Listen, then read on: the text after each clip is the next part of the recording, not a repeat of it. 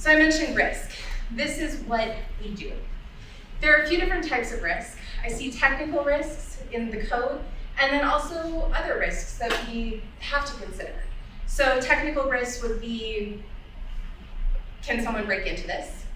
Does it really slow down our processes?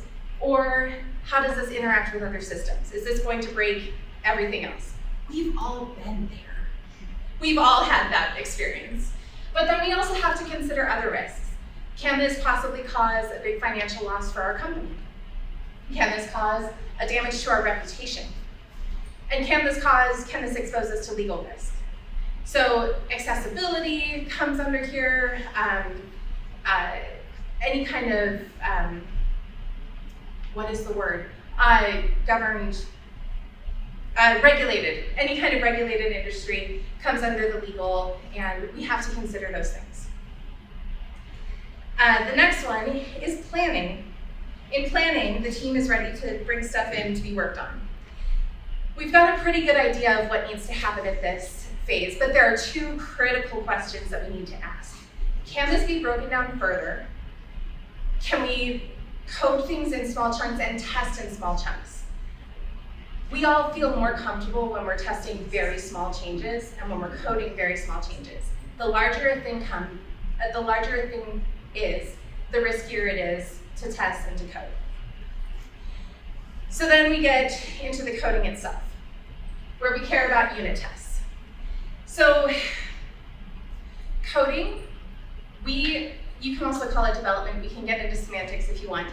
But the actual hands-writing code is something that I don't have a lot of experience in, and I don't want to be a nag. So what I ask is, what unit tests are you writing? What are they actually testing? And can you make my job easier? Can you make this code more testable?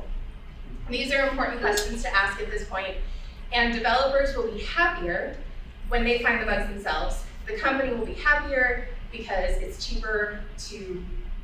just cheaper in time and budget. Testing. We ask two main questions when we're doing our testing. Does this do what we expect? Can it do what we don't expect?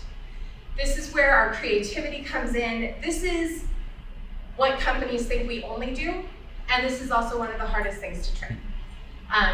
It's not magic though.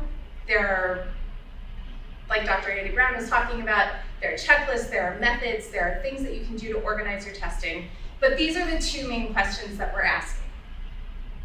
It doesn't end there though. We ask questions after we release the code. So, did our users do something unexpected? Did this actually solve the problem? Did it cause more problems? And can we improve it? So these questions we can figure out through watching user sessions if we have those things, looking at logs, and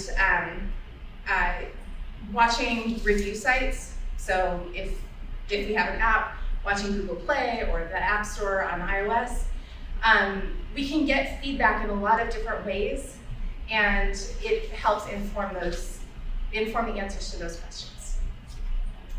Okay, so we have an exercise, and I am ahead of time, and I am not going to freak out about this.